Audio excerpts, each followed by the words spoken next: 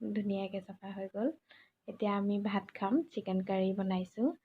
Chicken কাৰীৰ ৰেচিপিটো মোৰ আগৰ ভিডিঅ'ত দিয়া আছে, আপোনালোকক মই লিংকটো ডেছক্ৰিপশ্যনত দি দিম, যদি চাব বিচাৰে চাব পাৰিব। আমি এনেকৈ পকাতে ভাত খাব ওলাইছোঁ। এতিয়া ভাত খাই অকণমান সময় ৰেষ্ট কৰিম। আপোনালোকে মোৰ ভিডিঅ'টো চাই থাকিব। আকৌ আহিম ভিডিঅ'ত, আপোনালোকে চাই থাকিব। ভাত খাই অকণমান সময়ৰ বাবে আমি ৰেষ্ট কৰিলোঁ।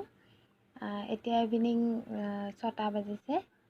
এতিয়া ছোৱালীক অকণমান পঢ়াম, তাৰপাছত ৰাতিৰ কাৰণে ৰান্ধিম।